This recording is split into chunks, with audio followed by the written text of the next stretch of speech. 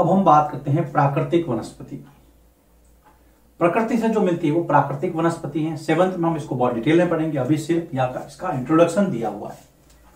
प्राकृतिक वनस्पति, इसको नेचुरल वेजिटेशन भी कहते हैं, कि घास,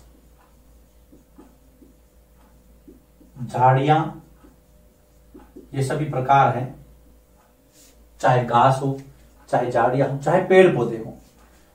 तो पौधे उगेंगे पहले, पेड़ तो सीधे बन नहीं सकते वो, तो घास, झाड़ियां, पौधे आदि जो बिना मनुष्य की सहायता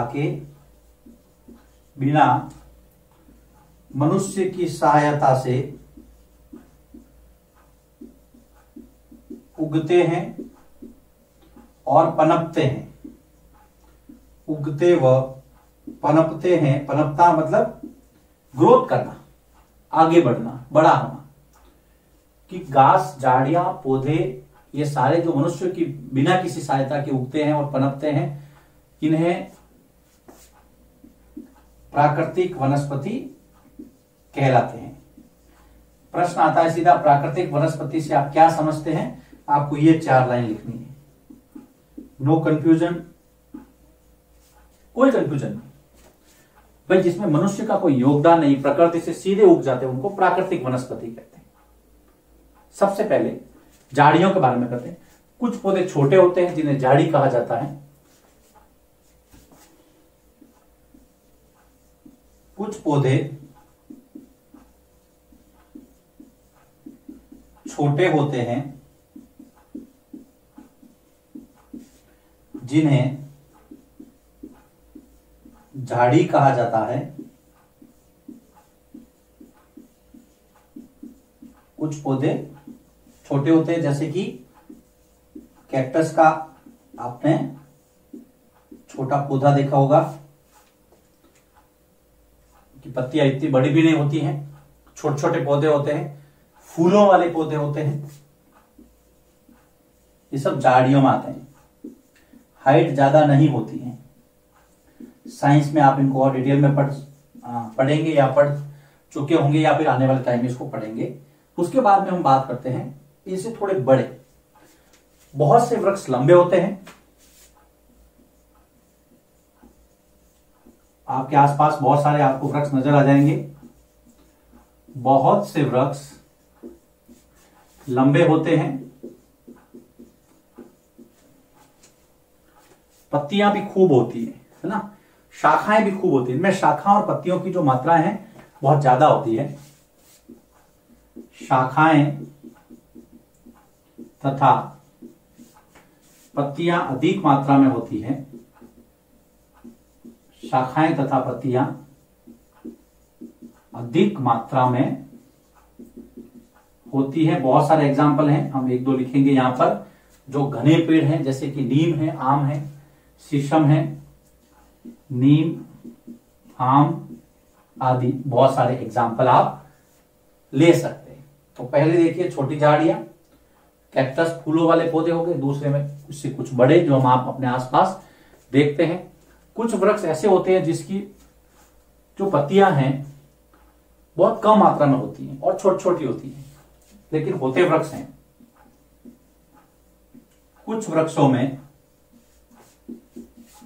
पत्तियां कम मात्रा में और छोटी होती है। छोटी होती है, नुकीली भी हो सकती हैं, जैसे कि नारियल, खजूर, इस तरह की। ये भी एक प्रकार की वनस्पति है। अब आपने देखा होगा सर, आपने बहुत सारी अलग अलग वनस्पति बताई। अलग अलग वनस्पति क्यों होती है? क्योंकि अलग अलग तरह की जलवायु होती है। तो अलग अलग तरह की वनस्पतियां जलवायु में विभिन्नता के कारण अलग अलग प्रकार की वनस्पतियां पाई जाती हैं। जलवायु में विभिन्नता के कारण जलवायु में विभिन्नता होती है। अलग अलग प्रकार की जलवायु होती है हर जगह पे। जैसी हिमालय की है वैसी राजस्थान की नहीं, वैसी दक्षिण भारत की नहीं, पूर्व भारत की नहीं, अलग अलग जगह। मध्य भारत की अलग है तो वहां वनस्पति अलग होगी। जलवायु में विभिन्नता के कारण वनस्पतियों में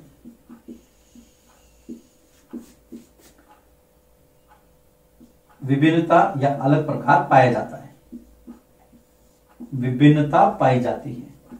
ओके, ये हो गया आपके प्राकृतिक वनस्पति का टॉपिक। क्या है प्राकृतिक वनस्पति, किसे कहते हैं, या आपको परिभाषा याद रखनी है। घास, झाड़ियां और पौधे जो मनुष्य की बिना मनुष्य की सहायता के उग जाते हैं उनको प्राकृतिक वनस्पति कहते हैं। प्रकार में कुछ छोटे पौधे होते हैं, है ना, जिसको हम झाड़ी कहते हैं। एग्जाम्पल कैक्टस और फूलों वाले पौधे। कुछ बड़े पेड़ होते हैं जिनकी शाखाएं और पत्तियां बहुत ज्यादा होती है, नीम, आम आप सब जानते हैं। कुछ की पत्तियां छोटी होती है, कम भी होती है, हालांकि वो पेड़ बड़े होते हैं, जैसे नारियल, खजूर जैसे हैं, है ना। अलग अलग क्यों है, क्योंकि जलवायु अलग है ना, इसलिए वनस्पति भी अलग अलग। आप डांग में, सापुतारा में देखिए, वहां की वनस्पति अलग है। आप रेगिस्तान में जाइए, है ना, जैसलमेर में, वहां की वनस्पति अलग है, वो मरुद्भिद पादप है। अब हम बात करते हैं हमें वनों की आवश्यकता क्यों होती है, या फिर वनों के उपयोग। प्रश्न कैसी भी तरह की आ सकता है। वनों के उपयोग, वनों के उपयोग या हमें वनों की आवश्यकता क्यों होती है। वनों के उपयोग या हमें इसकी आवश्यकता क्यों होती है, कोई भी प्रश्न आ सकता है। घबराने की जरूरत नहीं है। मैं 6th में पढ़ता था तो ये भी प्रश्न मेरे भी आता था कि वनों के हमें क्या क्या उपयोग, या वनों से हमें क्या लाभ है। पहला है सबसे इंपॉर्टेंट, वन हमें प्राणवायु ऑक्सीजन देते हैं। तो वन हमें प्राणवायु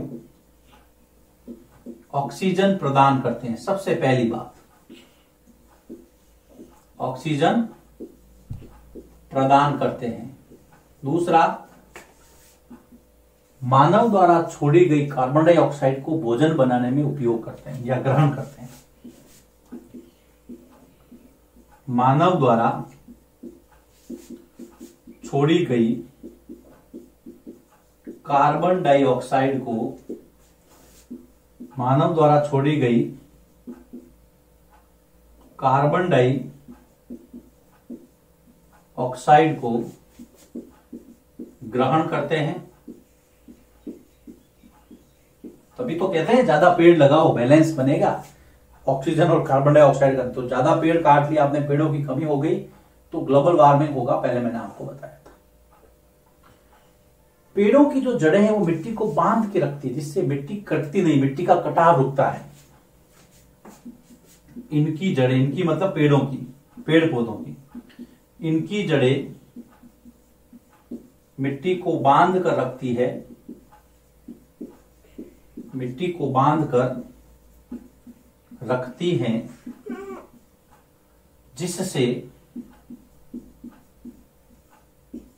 कटाव रुकता है। किसका कटाव? मिट्टी का कटाव रुकता है, याद रखना।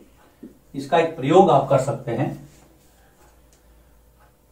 एक गिलास या लोटा भर के पानी लीजिए और एक उस जगह डालिए जहां केवल मिट्टी है, वनस्पति नहीं है, घास नहीं है।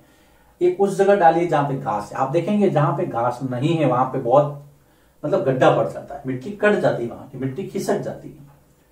तो ये जड़ें हैं वो मिट्टी को बांध के रखती हैं।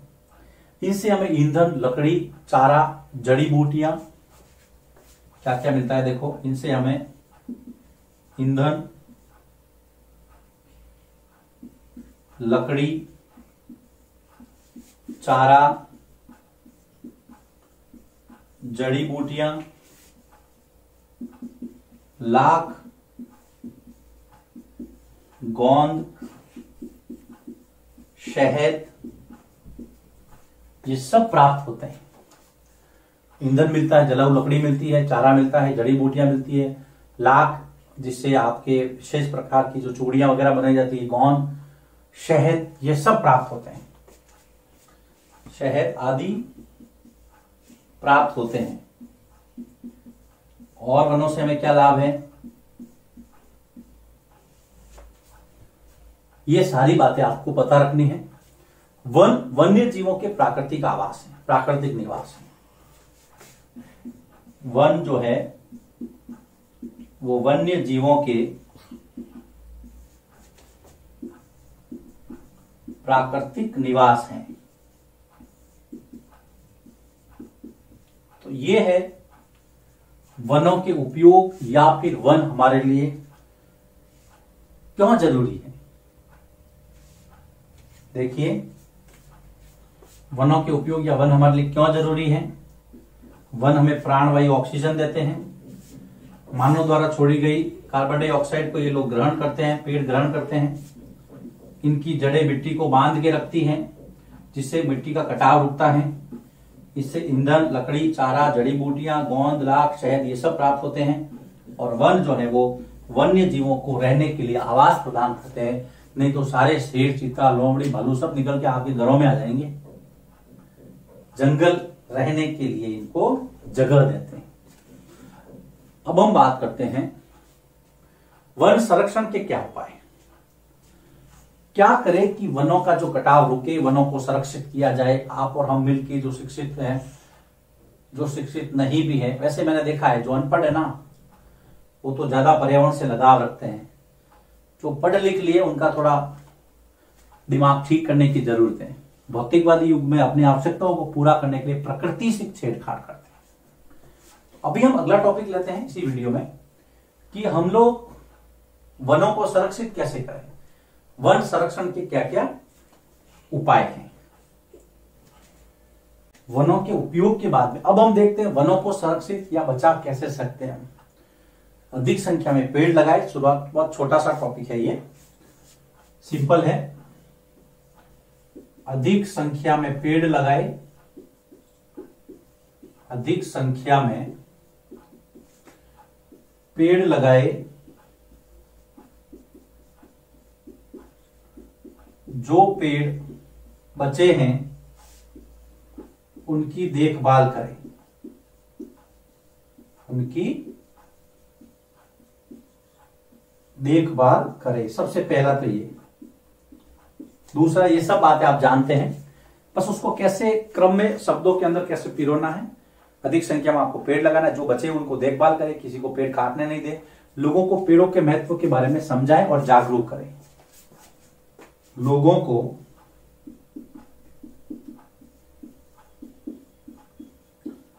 पेड़ों के या पेड़ों का महत्व समझाएं तथा पर्यावरण के प्रति जागरूक करें। अवेयरनेस फैलाएं उनके अंदर, उनको अवेयर करें, पर्यावरण के प्रति जागरूक करें। तीसरा बिंदु हम लिख सकते हैं, किसी के जन्मदिन के अवसर पर, किसी के जन्मदिन के अवसर पर उन्हें पौधारोपण के लिए प्रेरित करें। उनको को भी पेड़ लगाओ, पौधारोपण हेतु प्रेरित करें। आपको पता है राजस्थान के अंदर जो राजसमंद जिला है वहां पर पिपलांतरी ग्राम पंचायत है। वहां के सरपंच ने एक अनोखा कार्यक्रम शुरू किया था कि जब भी किसी लड़की का बर्थडे होता वहां पर तो 101 पेड़, लड़की का जन्म होता था तो 101 पेड़ लगाने की परंपरा शुरू की थी। पिपलांतरी राजस्थान नहीं, भारत नहीं बल्कि विश्व पटल पर प्रसिद्ध है।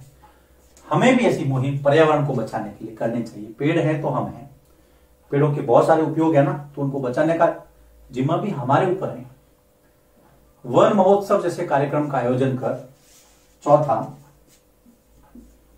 वन महोत्सव जैसे प्रोग्राम को आयोजन करें। वन महोत्सव जैसे कार्यक्रमों का आयोजन कर लोगों को जागरूक करें, लोगों को समझाए, उनको मोटिवेट करें, है ना। लोगों को पेड़ों को संरक्षित करने हेतु जागरूक करें, कर लोगों को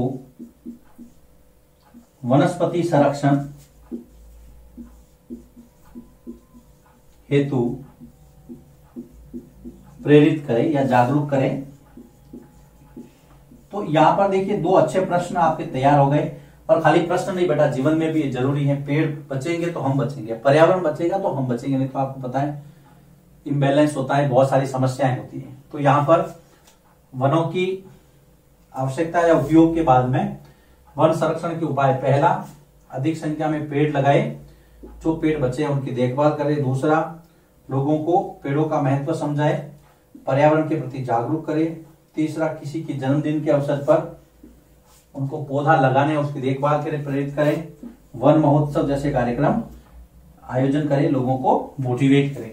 यहाँ पर ये वीडियो समाप्त होता है।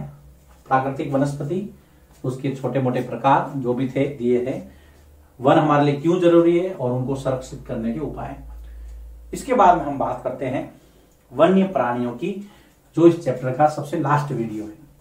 देखिए इसको, इसके बाद में हम अगले वीडियो की तरफ मूव करते हैं।